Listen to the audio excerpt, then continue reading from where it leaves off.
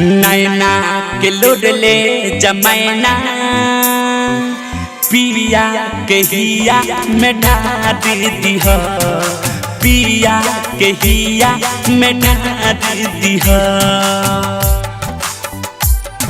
नैना के लोडले जमैना पिया के हिया में ढा दी हो, पिया के हिया में ढा दी हो। लागल होई कवनो सबक से दिलावा मतिया सजन के मार दिली हो। नैना के लोडले जमैना पिया के हिया में ढा दी हो, पिया के हिया में ढा दी हो।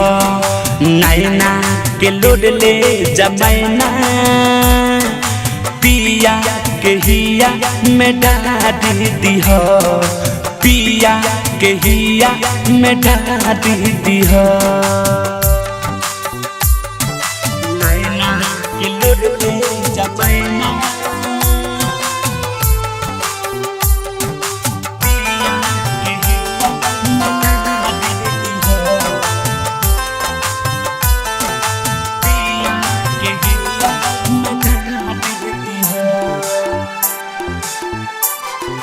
बिरहन के भेस भइल पिया परदेस गइल, यादो न करे आफागिन के, यादो न करे आफागिन के।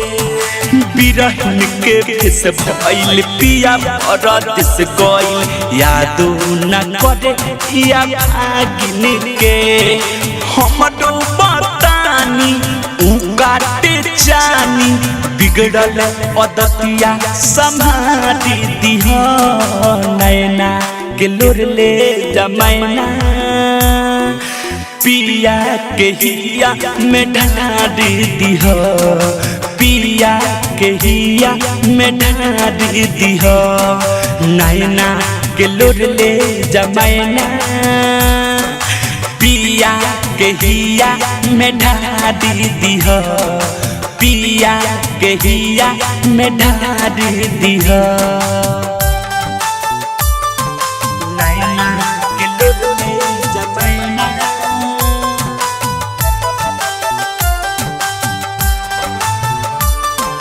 पिया के हिया में ढा दी हो।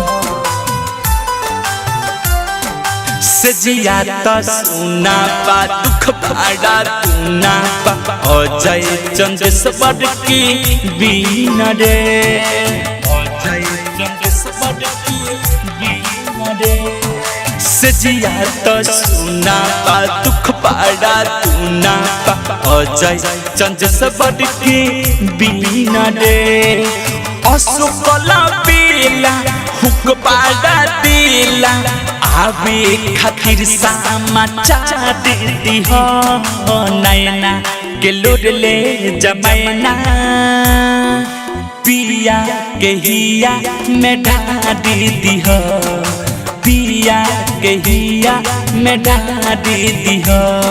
नैना के लोडले जमैना पिया के हिया में ढा दी हो, पिया के हिया में ढा दी हो। डायमंड रिकॉर्डिंग स्टूडियो छौड़ा दाना।